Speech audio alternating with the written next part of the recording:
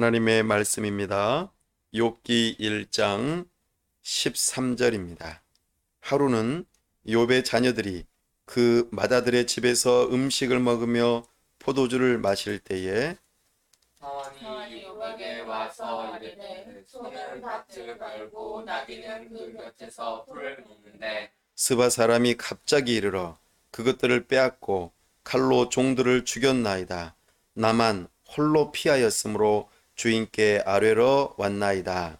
그가 아직 말하는 동안에 또 한 사람이 와서 이르되 하나님의 불이 하늘에서 떨어져서 양과 종들을 살라 버렸나이다. 나만 홀로 피하였으므로 주인께 아뢰러 왔나이다. 그가 아직 말하는 동안에 또 한 사람이 와서 아뢰되 갈대아 사람이 새 무리를 지어 갑자기 낙타에게 달려들어 그것을 빼앗으며 칼로 종들을 죽였나이다. 나만 홀로 피하였으므로 주인께 아뢰러 왔나이다. 그가 아직 말하는 동안에 또 한 사람이 와서 아뢰되 주인의 자녀들이 그들의 맏아들의 집에서 음식을 먹으며 포도주를 마시는데 거친 들에서 큰 바람이 와서 집 내 모퉁이를 치매 그 청년들 위에 무너짐으로 그들이 죽었나이다. 나만 홀로 피하였으므로 주인께 아래로 왔나이다 한지라. 이 일어나 겉옷을 찢고 머리털을 밀고 땅에 엎드려 예배하며 이르되 내가 모태에서 알몸으로 나와 싸운즉 또한 알몸이 그리로 돌아가올지라. 주신 이도 여호와시요 거두신 이도 여호와이시니 여호와의 이름이 찬송을 받으실지니이다 하고 이 모든 일에 욥이 범죄하지 아니하고 하나님을 향하여 원망하지 아니하니라. 아멘. 다 함께 기도하겠습니다. 하나님 아버지, 은혜와 사랑을 감사합니다. 복되고 거룩한 주일 하나님 앞에 나아옵니다. 우리와 함께 하시고 영광 가운데 임재하시며 참으로 우리에게 말씀하여 주옵소서. 하나님의 영광을 보여 주옵소서. 우리가 그렇게 보기를 원하고 듣기를 원합니다. 성령 하나님, 우리의 눈과 귀를 열어 주옵소서. 비록 이 지상에 있지만, 비록 작은 장소이지만, 우리가 천상의 하나님 앞에 나아가기를 원합니다. 우리 가운데 주님의 영광으로 충만케 하여 주시옵소서. 아버지 하나님, 참으로 가운데 교회를 오늘에까지 이르게 하심을 감사합니다. 앞으로 우리가 어디로 가야 할지, 누구와 만나서 함께 교회를 세워야 할지 우리의 앞길을 선하게 인도하시며 참으로 하나님의 영광을 드러내고 복음을 선포하고 문 영혼들을 구원하며 주님의 몸된 교회를 통하여 하나님의 나라가 세워지기를 원합니다. 우리를 통하여 하나님의 영광이 드러나며 우리 하나님께서 영광 받으시기를 원합니다. 우리의 앞길을 주장하여 주시옵소서. 하나님 아버지, 이 나라와 민족을 불쌍히 여겨 주옵소서. 세우신 위정자들이 하나님을 두려워하는 마음으로 법을 세우고 집행하며 다스릴 수 있도록 은혜를 더하여 주옵소서. 이 땅 위에 지도자들이 하나님 앞에서 겸손하게 행하게 하여 주옵소서. 특별히 미얀마와 아이티와 아프가니스탄을 불쌍히 여겨주시고 하나님의 은혜가 그곳에 더욱더 임하게 하여 주시옵소서. 우리 하나님께서 불쌍히 여겨 주옵소서. 이 시간 우리 주님께서 함께 하시고 우리를 통하여 영광 받으시기를 원하오며 우리 주 예수 그리스도의 이름으로 기도하옵나이다. 아멘.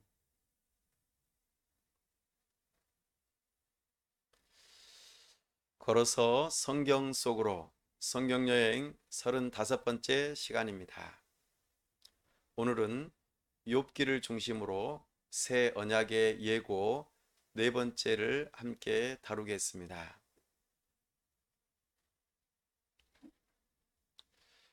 성경을 통일성 있게 하나로 살펴보기 위해서 우리는 하나님 나라의 역사라는 주제의식을 가지고 성경을 읽어가고 있습니다. 우리가 딛고 있는 이 땅 위에서 시간의 흐름 따라 하나님의 나라가 어떻게 시작하였고 지금 진행이 되고 있으며 앞으로 완성이 될 것인지 우리는 성경을 통하여 살펴보기를 원합니다.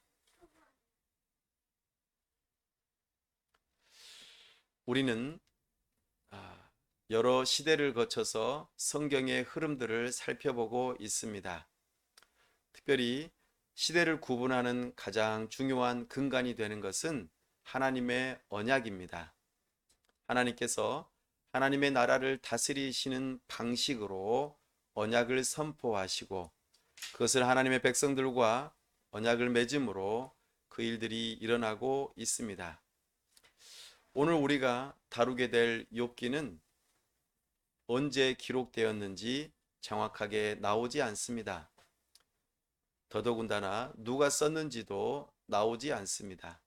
다만 내용을 통하여 유추할 수 있는 바 노아 시대나 아브라함 시대 이때를 배경으로 하고 있고 포로 시대 전후로 이것들이 쓰여지지 않았을까라는 추측을 할 따름입니다.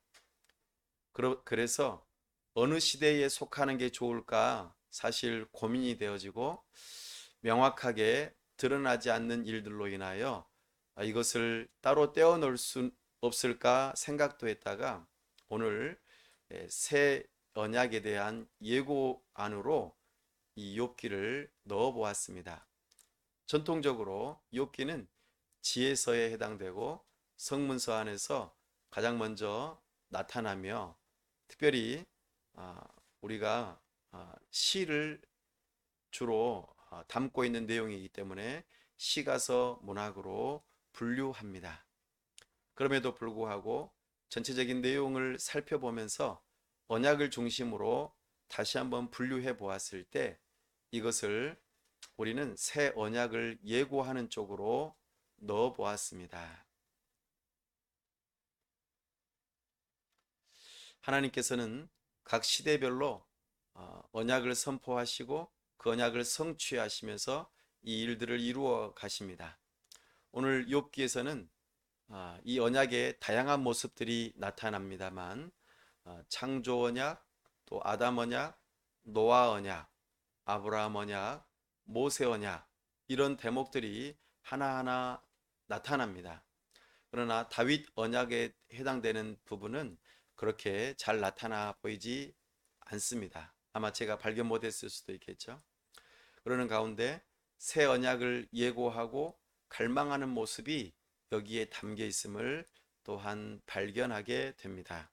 오늘 그런 부분들을 살펴보면서 욥기의 주된 내용이 무엇인지 알아보기를 원합니다. 욥기는 크게 두 가지의 구조로 이루어져 있습니다. 마치 샌드위치가 맨 밑에 빵과 맨 위에 빵으로 덮여 있는 것처럼 1장과 2장에서는 욥의 이야기가 등장하고 마지막 42장에서도 욥의 이야기가 등장합니다. 이야기가 처음과 마지막을 감싸고 있고 그 안에서 이제 그 이야기로 인하여서 파생되어지는 중요한 대화 두 가지가 나타납니다. 그래서 빵 위에 여러 가지 소스를 올려놓는 것처럼 그 안에 중요한 대화가 두 가지가 들어있음을 발견합니다. 첫 번째 대화는 3장에서부터 37장까지 욥과 세 친구의 대화가 나타납니다. 물론 여기에 추가적으로 엘리후라고 하는 아주 독특한 인물이 한 번 더 등장합니다. 욥이 자기 자신의 무죄함을 주장하는 3장과 그리고 1차, 2차, 3차에 걸쳐서 욥의 세 친구와 서로 변론하면서 대화를 나누는 내용이 4장에서부터 계속해서 27장까지 나타납니다. 그리고 이제 욥이 독백처럼 28장에서 31장까지 자기 자신의 무죄함을 증명하고 호소하는 가운데 하나님을 만나 배웁기를 청하는 대목이 나타납니다. 그때 뜻밖의 인물 엘리후가 나타나서 앞에 욥의 세 친구와 동일하면서도 조금 다른 견해를 가지고 욥에게 이야기를 하죠. 그리고 난 다음에 38장에서 41장까지 욥을 향하여서 하나님께서 나타나시고 이제 하나님께서 욥을 향하여 질문하시면서 서로 대화하는 과정이 나타납니다.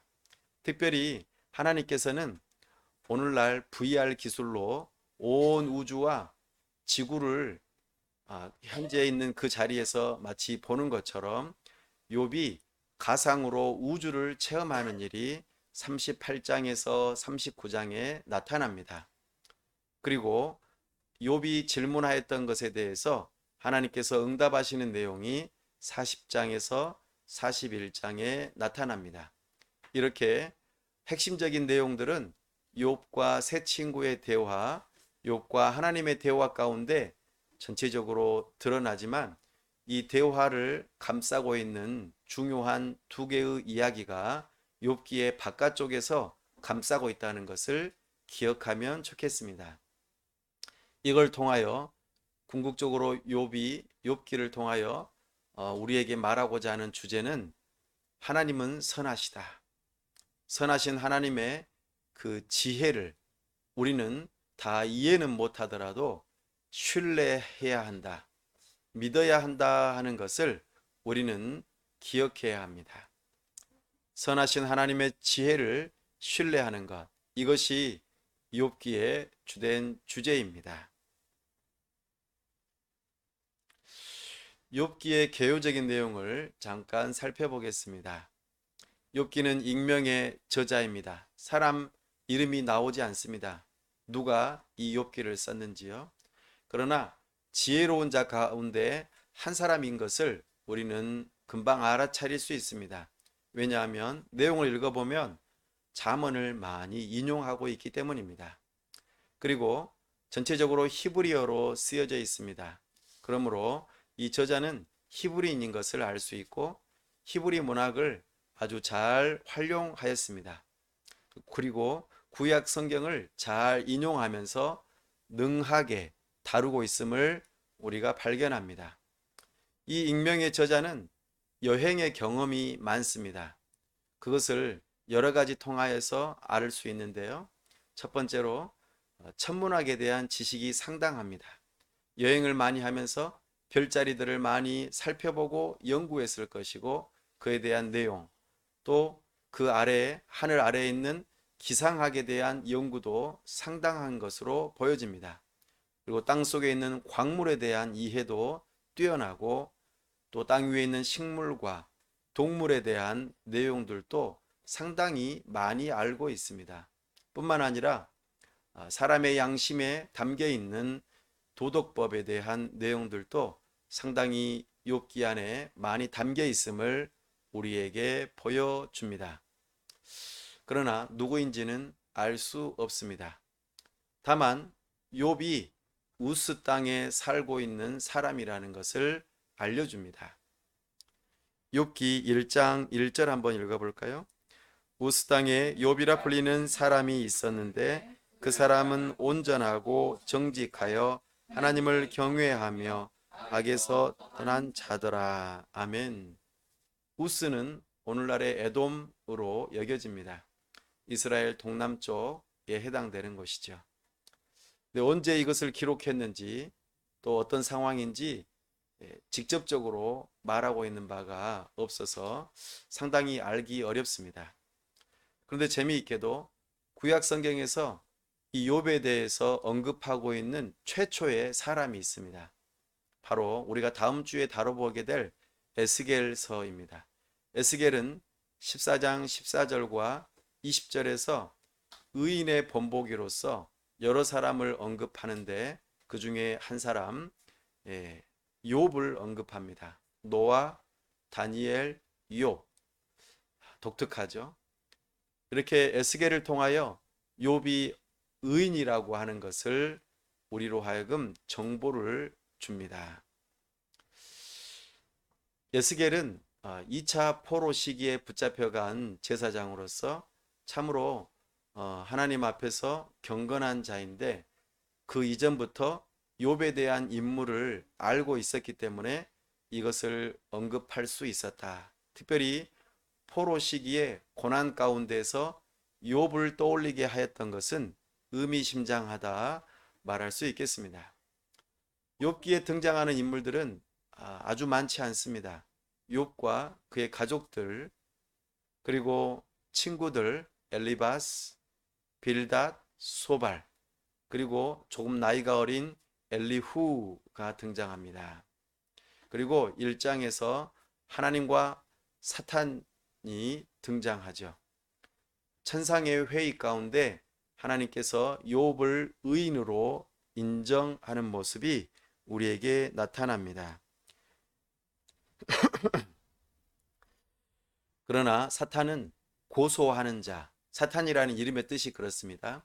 기소하는 자, 고소하는 자라는 뜻을 가지고 있고 욥이 까닭없이 하나님을 경외하고 그렇게 의롭게 살아가는 것이 아니라고 말하면서 그가 범사에 잘되고 형통하고 많은 재물을 가지고 있기 때문에 또 건강하기 때문에 욥이 하나님을 경외하는 것이라고 고소합니다.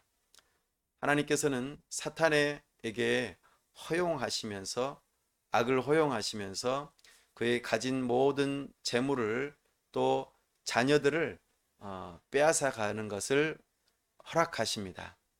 또한 욥의 건강을 해치는 일 또한 허락하시죠.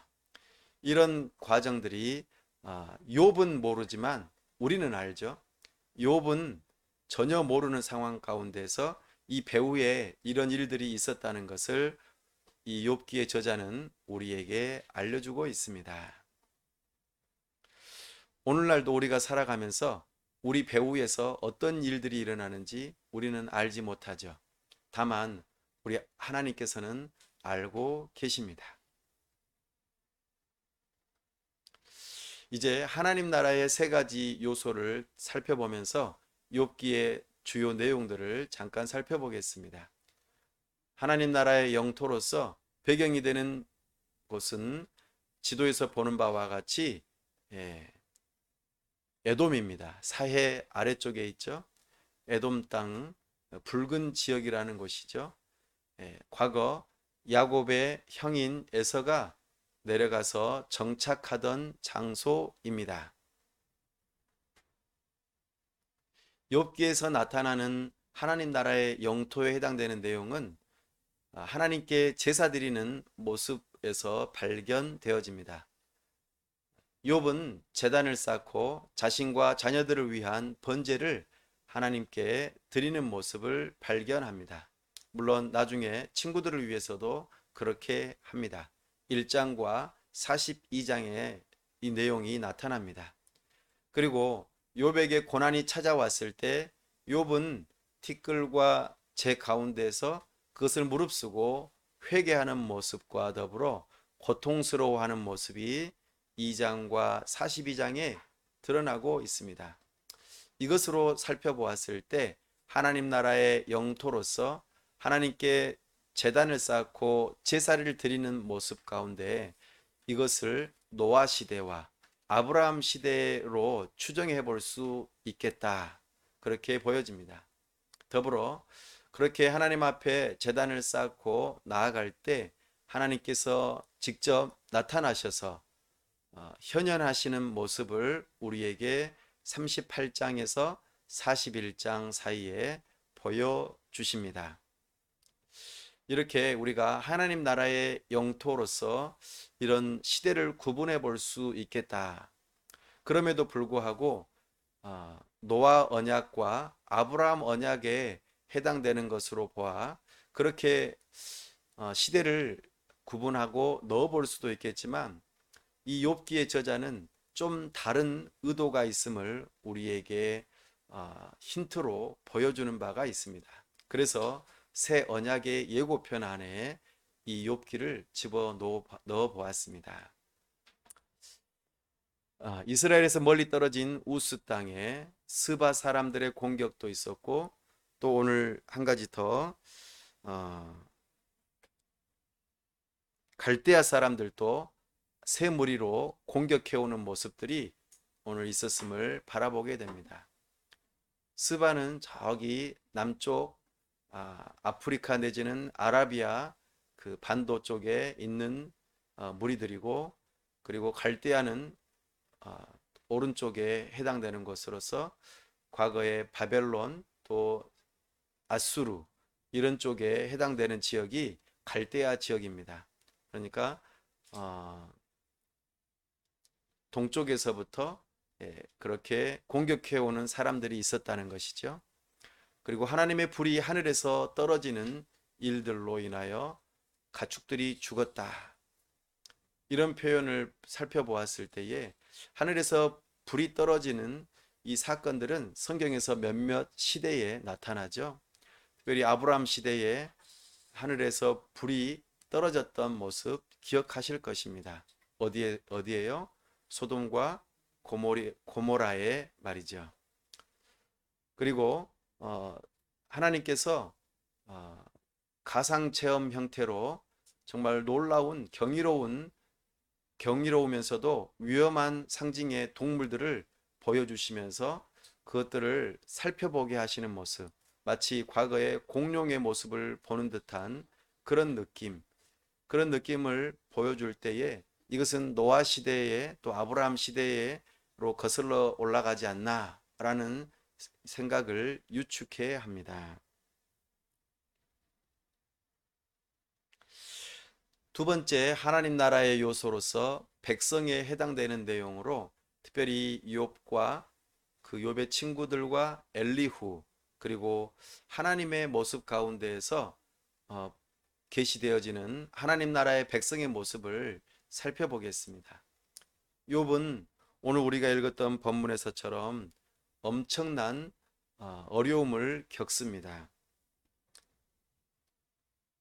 오늘 우리가 읽었을 때에 첫 번째로는 욥의 맏아들 집에서 음식을 먹고 있을 때에 어떤 일이 일어납니까? 갑자기 공격해오는 사람이 있어서 재산을 빼앗기게 되는 그런 일이 있었다고 첫 번째 말해줍니다. 그런데 첫 번째 종이 말하고 아직 끝나지 않은 상황에서 두 번째 또 종이 와서 또 두 번째 이야기를 합니다. 근데 그게 무엇이라고요? 하늘에서 불이 떨어져서 또 욥의 재산이 또 일부가 사라지게 되는 모습을 우리에게 말해주고 있습니다. 근데 그 두 번째 종이 말이 끝나기도 전에 또 세 번째 종이 달려와서 또 말합니다. 뭐라고요? 또 갈대아 사람들이 칼로 공격해서 이제 또 재산이 이제는 거의 다 빼앗기게 되는 그런 상황을 말해줍니다. 그런데 또 아직 그 종이 세 번째 종이 말이 끝나기도 전에 네 번째 종이 또 와가지고 이제는 그의 사랑하는 자녀들이 전부 다 몰살되었음을, 바람이 불어서 허리케인이 불어서 몰살되었음을 우리에게 말해주고 있습니다. 욥에게 엄청난 고난이 동시적으로 4번 등장하는 모습을 우리에게 보여줍니다. 이것은 엎친 데 덮친 격이고 눈이 왔는데 또 눈이 오는 설상가상과 같은 이 두 개의 고사성어가 두 개로 한꺼번에 오는 듯한 그런 느낌입니다. 여러분에게 이런 상황이라면 여러분들은 하나님을 향하여 뭐라고 말하고 싶으십니까? 그런데 욥은 재산을 잃어버리고 자녀를 잃어버릴 뿐만 아니라 자기 자신에게 있는 건강마저도 잃게 됩니다. 그로 인하여 욥의 부인이 하나님을 욕하고 죽으라고 하면서 참으로 욥을 그의 사랑하는 아내도 버리는 모습까지 나타납니다. 얼마나 안타까운 일인지 모르겠습니다. 욥은 이제 남아있는 것이 아무것도 없습니다.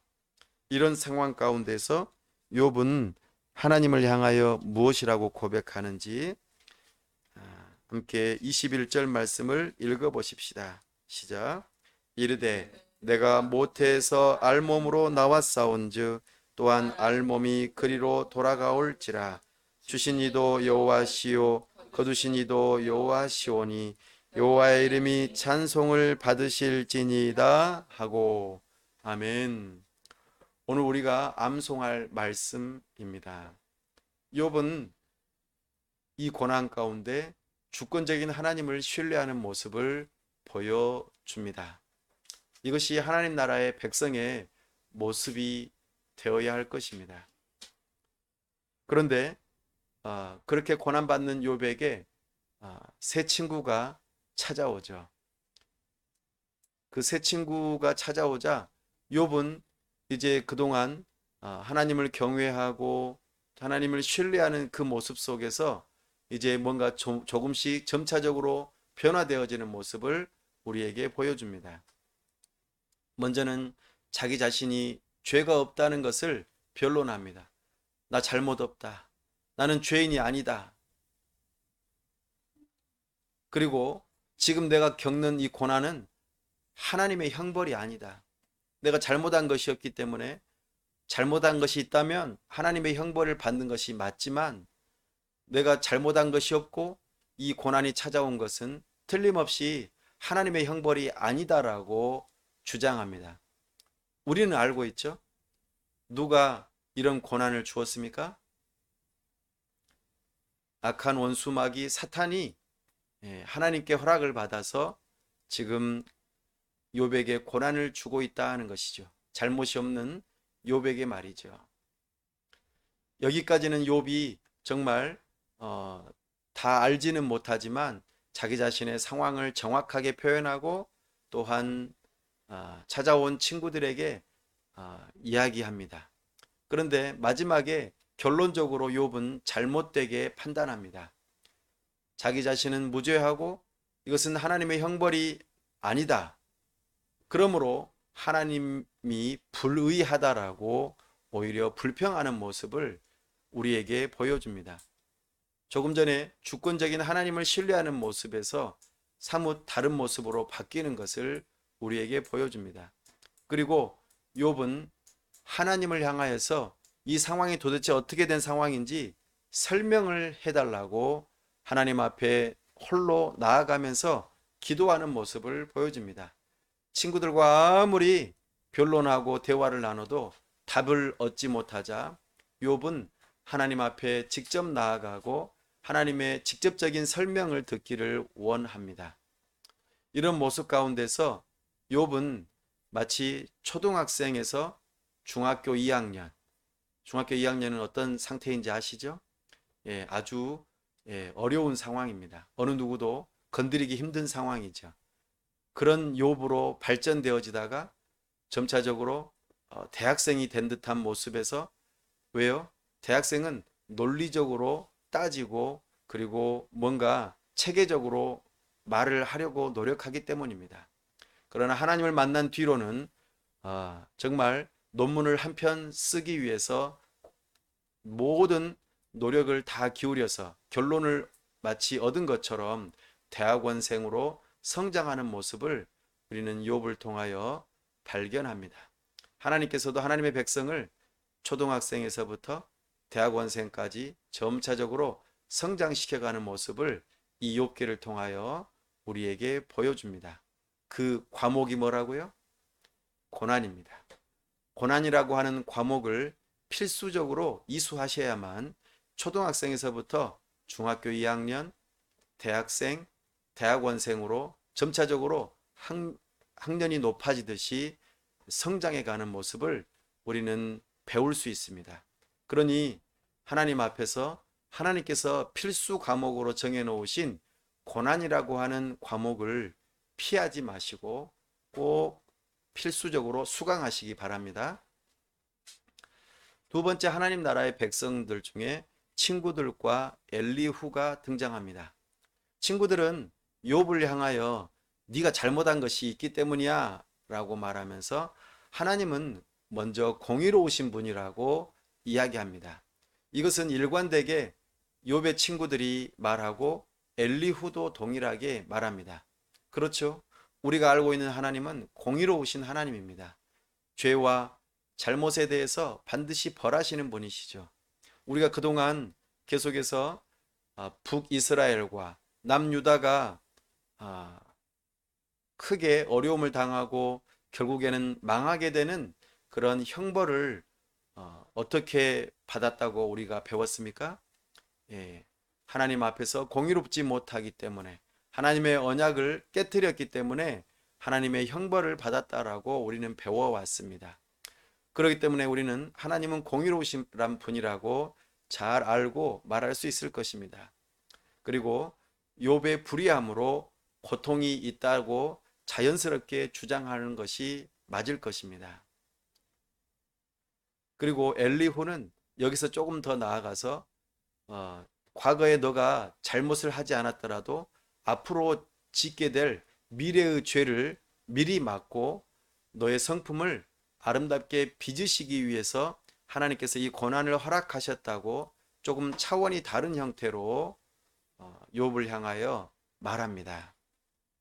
그러나 이 친구들과 엘리후는 하나님을 한 부분만 알고 거기에 매여서 그것만 말하고 있다는 것을 욥기를 통하여 우리에게 교훈합니다. 분명 하나님은 공의로우신 분이시고 그에 합당하게 심판하시는 분이시죠. 그러나 그것보다도 더 광대하시고 크신 분이 하나님이시라는 것입니다. 이것을 욥기를 통하여 우리에게 가르쳐주고 싶어 하십니다. 광대하신 하나님을 지나치게 단순하게 말하려고 노력하였던 자들이 바로 친구들이고 엘리후라고 하는 것입니다. 우리는 율법적으로 사람을 대할 수 있습니다. 너가 잘못했기 때문에 그런 거야. 너가 지금 고난받는 것도 그와 같은 거야. 네가 틀림없이 잘못했기 때문에 몸이 아프고 우울증에 걸리고 또 형편이 일이 잘 안 풀리고 어려움을 겪는 거야. 우리는 손쉽게 말할 수 있을지 모르겠습니다. 그러나 그 배후에서 하나님께서는 더욱더 광대하시고 크신 분으로서 고난을 통하여서 하나님의 다 설명하지 않으시는 놀라운 섭리가 담겨 있음을 우리는 간과해서는 안 될 것입니다. 이 욥기를 통하여 우리를 하나님께서는 교훈을 주십니다. 그래서 어떤 한 사람이 잘못되어지고 어려움을 겪고 병에 걸리고 힘든 일을 겪을 때에 너 하나님 앞에서 잘못했지? 라고만 말하면서 정죄해서는 안 될 것입니다. 물론 그것이 첫 번째로 스스로를 살펴보는 기회가 되는 것은 맞습니다. 그러나 그것으로 그 사람을 판단하고 정죄하는 것은 우리가 오류에 빠질 수 있다는 것을 기억하십시오. 고난은 하나님께서 허락하신 필수 교과목입니다. 이런 하나님의 백성들을 향하여서 하나님께서 이제 등장하십니다. 그리고 욥을 향하여 말씀하시죠. 특별히 말씀하실 때에 가상 우주 체험으로 인도하십니다. 만약에 이것을 그 VR로 만든다면 얼마나 재미있을까 그런 생각도 좀 들어져 봤습니다. 갑자기 내가 이 땅 위에 있는데 우주로 가고 우주에 가서 뭔가를 체험한다. 그리고 내가 아침에 해를 뜨게 하고 또 비가 오게 하고 해가 지게 하고 하는 그런 일들을 내가 직접 주관해 본다. 그런다면 어떤 느낌이 들까요? 마치 내가 하나님이 된 듯한 그런 느낌이 들 수 있을 줄로 모르겠습니다. 하나님께서는 욥을 향하여 이런 체험을 하게 하시고 너가 이것을 하루라도 관리해 볼 수 있겠느냐고 물어보십니다. 욥은 뭐라고 대답했을까요?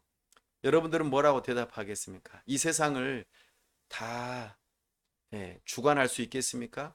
배고픈 자를 먹이고 또 여러 동물들을 주관하고 또 해가 뜨게 하고 지게 하고 나쁜 사람 모든 사람들을 거기에 정도에 맞게 벌하고 또 좋은 착한 일을 한 사람에게 상 주고 하는 이 모든 일들, 그 모든 사람들의 기도를 여러분들이 다 듣고 응답하신다고 한번 생각해 보십시오. 하나님의 일을 여러분들이 하실 수 있으시겠습니까? 욥은 이 자연을 통한 하나님의 계시를 살펴보면서 얼마나 자기가 무지하고 작은 사람인지 자기 자신의 위치를 발견하였습니다. 우리가 자연을 공부하는 그 이유 가운데 하나가 하나님의 정말 광대하시고 놀라우신 섭리를 발견하고 나아가 우리를 하여금 겸손하게 하는 학문이 바로 자연과학입니다. 자연을 통하여 하나님의 놀라우심을, 광대하심을 발견할 수 있기 때문이죠. 비단 자연뿐만 아니라 우리 사람 한 사람만 살펴보아도 얼마나 복잡하고 정말 다양한지, 온 우주를 다 공부하는 것처럼 우리 사람에 대한 몸과 또 몸 안에 담겨 있는 영혼에 대한 이해, 심리에 대한 이해, 여러 가지 것들을 다 살펴보려면 끝도 없이 공부해야 하고 너무나도 정교하고 참으로 놀라운 사람인 것을 발견할 수 있습니다. 그러면서 욥은 하나님의 선하심과 질서와 아름다움을 발견합니다. 그러면서도 이 자연은 불완전하고 거칠고 위협이 함께 공존한다는 것을 발견하면서 정말로 하나님을 다 이해할 수 없는 자신을 발견하게 되는 것이죠. 그리고 하나님께서는 이 세상 가운데 고난이 들어왔고 그 고난을 하나님께서 막지 아니하시고 허용하시는 그 과정에 있음을 욥은 발견하죠. 그리고 욥이 하나님을 향하여서 왜 이런 일이 나에게 일어났는지 설명을 해달라고 요구했지만 하나님께서 이것을 다 설명한다고 해서 욥이 스스로 알 수 없다는 것을 깨닫습니다. 그래서 우리는 다 이해가 되지 않더라도, 내가 논리적으로 다 이해가 안 되더라도 우리는 하나님을 신뢰해야 합니다. 하나님의 선하심과 하나님의 지혜로우심으로 온 우주 만물을 다스리시고 사람을 다루고 계신다는 것을, 하나님 나라의 역사를 이루어 가신다는 것을 우리는 신뢰해야 할 것을 욥기를 통하여 배웁니다. 오늘 내가 당하는 고난이 어떤 이유 때문에 그랬는지 어떤 경우는 알 수도 있지만 대부분의 경우는 이해하기 어렵습니다. 내가 다 이해를 못한다고 해서 믿을 수 없는 것은 아니죠. 우리는 하나님의 선하심을 믿어야 할 것입니다.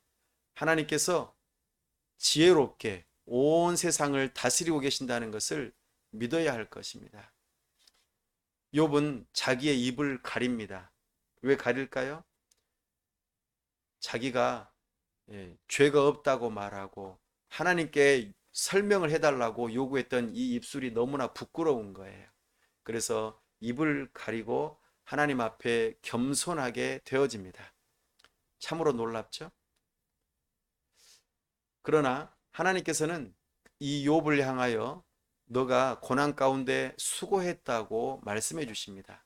그리고 그 고난 앞에 정직한 모습을 보였다고 칭찬하시고 나아가 너가 나에게 나아와서 하나님께 도움을 요청하고 설명을 요구하고 만나기를 원했던 그 기도의 모습을 인정해 주십니다. 잘했다고 합니다. 그런데 반면에 하나님은 공의로운 분이라고 말하고 하나님을 정말 올바르게 표현했던 욥의 친구들을 향하여서는 너희들은 나를 너무나도 단순하게 말했다고 하면서 오히려 틀리다라고 평가를 하십니다. 그리고 잘못했다고 하시고 오히려 욥을 통하여서 중보기도를 요청하게 하는 놀라운 결말을 우리에게 가르쳐 주십니다. 사랑하는 여러분, 혹시라도 고난받는 사람을 향하여 정죄하는 경우가 있었습니까? 그렇다면 우리는 친구들처럼 틀리게 말할 수도 있습니다. 그러니 주의하시고 하나님의 평가를 두려워할 수 있기를 바랍니다. 이것이 하나님 나라의 백성의 참된 모습일 것입니다. 이제 이 욥기에서 발견되어지는 언약들이 사실은 많이 있지만 특별히 새 언약을 예고하는 쪽으로 그렇게 정했던 그 배후를 말씀드리겠습니다. 새 언약은 우리가 잘 아는 것처럼 하나님께서 은혜를 주셔서 하나님의 성령을 우리에게 두시고 새 마음을 주시고 굳은 마음을 제거하시고 부드러운 마음을 주셔서 하나님의 말씀을 따라 순종하며 살아갈 수 있도록 우리를 이끌어 주시는 그 놀라운 새 언약을 예고한다고 말씀드렸습니다.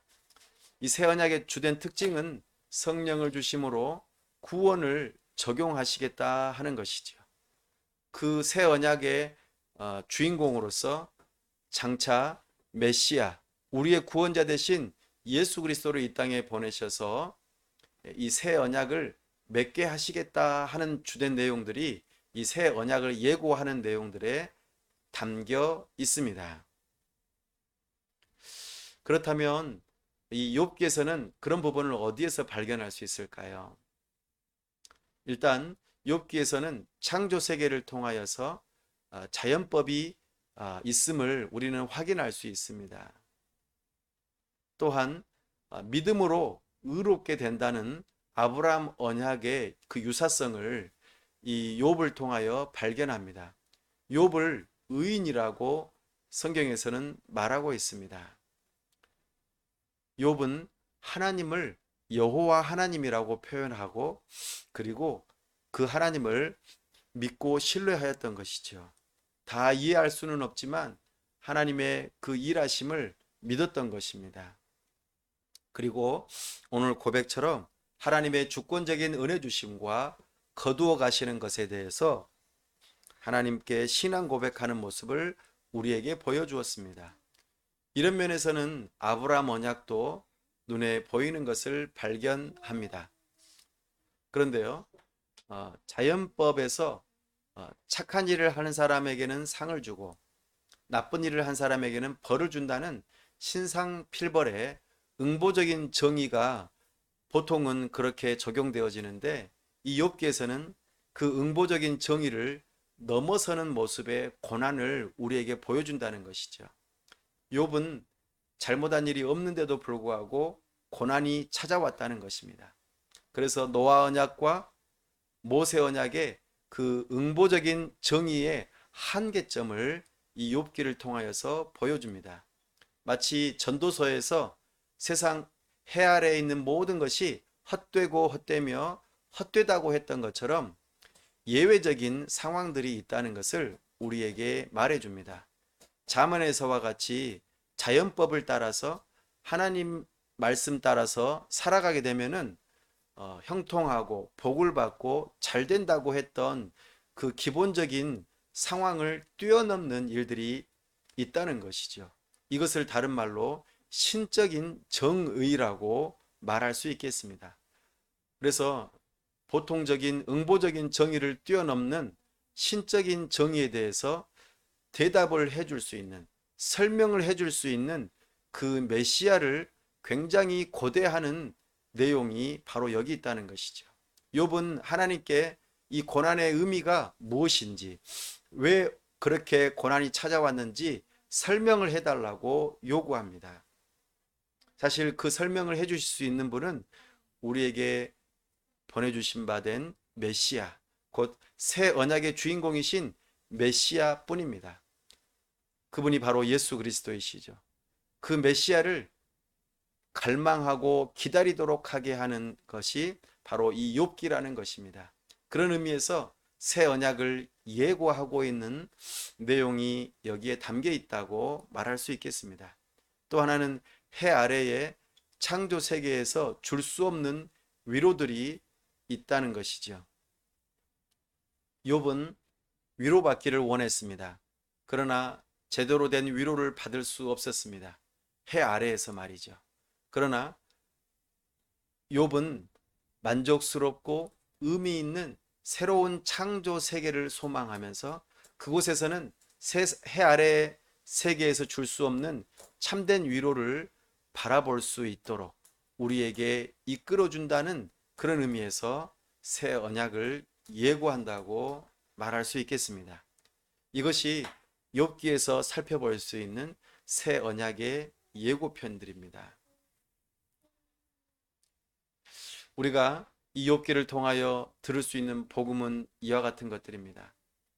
의인인 욥이 고난받는 모습에서 의로우신 예수님이 우리의 죄를 대신하여 고난받는 모습에 복음을 우리는 발견할 수 있습니다. 욥기를 읽으면서 고난받으시는 예수님, 그 예수님의 그 고난의 배후에는 참으로 우리의 모든 죄를 다 도말하시기 위한 하나님의 놀라운 계획이 섭리가 숨겨져 있음을 우리는 발견할 수 있습니다. 또한 고난 가운데서 인내하는 욥의 모습을 발견하면서 부당하게 십자가 고난을 죽기까지 감당하시도록 인내하시는 예수님의 모습을 발견할 수 있습니다. 예수님께서 십자가 고난을 부끄럽게 여기고 그것을 지기를 그만두셨다면 우리에게는 결코 구원이라는 것을 찾아볼 수 없을 것입니다.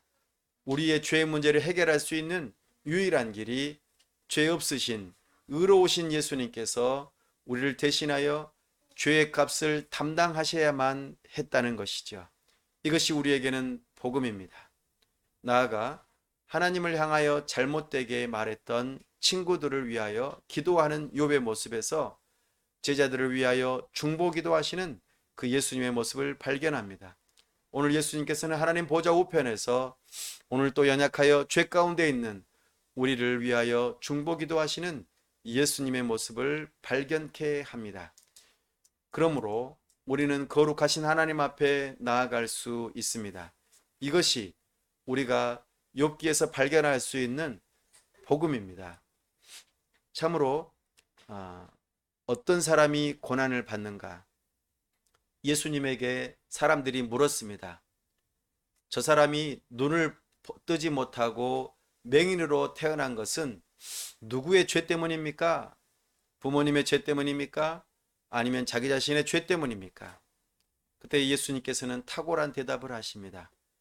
누구의 죄 때문도 아니다.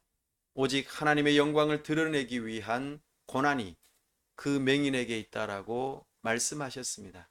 사랑하는 여러분, 죄 때문이 아닌 하나님의 영광을 위한 고난이 우리에게 주어졌습니다. 바로 예수 그리스도입니다. 예수님께서 참으로 우리를 위하여 고난 받으시고 우리를 구원하시며 하나님의 영광을 드러내시는 이 놀라운 복음을 욥기를 통하여 들으시기 바랍니다. 이제 말씀을 정리합니다. 욥기는 선한 하나님의 지혜를 신뢰하라고 우리에게 말하고 있습니다.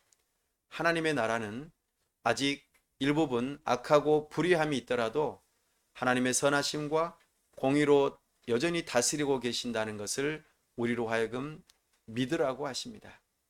하나님의 주권을 인정하는 백성들은 겸손함과 또 신앙 고백으로 내가 다 이해가 되지 않더라도 인내할 것을 요구하십니다. 하나님의 허용하시는 고난을 통하여 우리는 하나님을 만나게 되고 하나님을 알아가면서 초등학생에서 중학교 2학년, 나아가 대학생, 더 나아가 대학원생으로서 점점 더 성장하는 신앙생활, 우리 주 예수 그리스도의 장성한 분량에 이르도록 자라가게 하는 중요한 필수 교과목, 고난 교과목을 받으라고, 이수하라고 말씀하십니다. 이것이 참된 신앙생활입니다. 오늘날 우리가 이 세상을 살아가면서 예수님을 믿는다는 것, 이 자체가 고난의 연속임을 기억하십시오. 하나님 나라의 역사에 대한 답을 주실 메시아와 메시아의 다스리시는 새로운 세상을 소망하도록 욥기는 우리를 이끌어 줍니다. 새 언약의 주인공이신 메시아 예수 그리스도를 바라보고 참으로 선하신 하나님의 지혜를 신뢰하면서 오늘 나에게 주어진 그 고난이 있다면 겸손하게 인내하면서 다 이해는 못하더라도 우리의 성장의 기회를 삼고 하나님을 만나는 기회로 삼고 참으로 우리를 장차 새로운 소망의 나라로 이끌어 가시며 우리에게 답을 주실 그 주님을 믿는 믿음으로 살아가기를 원하는 이 욥기의 말씀을 굳세게 붙들고 한 주간 또 우리 평생의 삶을 살아갈 수 있기를 간절히 바랍니다. 함께 기도할 때에 하나님의 그 광대하심을 찬송합니다. 우리는 하나님의 선하심과 지혜로우심을 신뢰하기를 원합니다. 오늘 우리에게 주어지는 고난이 다 이해가 안 되지만 스스로나 다른 사람을 비난하지 않게 도와주시고 하나님의 놀라운 섭리가 담겨 있음을 믿음으로 인내하게 하여 주옵소서. 참으로 우리에게 영원한 답을 주실 예수 그리스도를 소망하고 참된 언약의 새로운 창조의 세계에 우리가 하나님 나라에 들어가기를 소망하기를 원합니다. 이 세상 가운데서 비록 주님의 이름으로 고난받을지라도 승리하게 하시고 그 고난을 통하여 더욱더 성장하는 우리 주 예수 그리스도의 그 놀라우신 십자가를 바라보고 영광스러운 십자가를 바라보고 승리하게 해달라고 시간 다 같이 함께 기도하겠습니다. 아버지 하나님, 이 시간 욥을 통하여 우리 자신을 바라보게 하시니 감사합니다. 하나님의 백성답게 하나님의 주권을 인정하게 하여 주옵소서. 선하신 하나님께서 이 세상을 주권적으로 다스리고 계심을 믿게 하여 주옵소서. 하나님의 지혜로 전혀 실수 없이 다스리고 계심을 믿게 하여 주시옵소서. 하나님은 결코 실수하지 않으시는 분이심을 믿게 하여 주옵소서. 우리가 다 이해가 안 되더라도 하나님을 신뢰하게 하여 주옵소서. 그 신뢰하는 하나님을 믿음으로 인내하게 하여 주옵소서. 죽기까지 복종하신 예수 그리스도를 붙들므로 우리의 모든 죄를 다 용서하시고 우리를 구원하시는 그 놀라우신 새 언약의 주인공이신 예수님을 붙드는 믿음을 갖게 하여 주옵소서. 참으로 우리가 더 이상 고난이 없는 새로운 창조의 세계, 하나님의 새로운 언약으로 충만한 그곳에 들어가기를 소망합니다. 오 아버지 하나님, 오늘 우리가 당하는 고난으로 인하여 더욱더 성장하고 주님과 함께 동행하는 믿음의 삶이 있게 해주시고 우리를 통하여 참으로 많은 하나님의 영광이 드러나는 역사가 있도록 은혜를 더하여 주시옵소서. 은혜 베풀어 주시옵소서. 우리 주 예수 그리스도의 이름으로 기도하옵나이다. 아멘.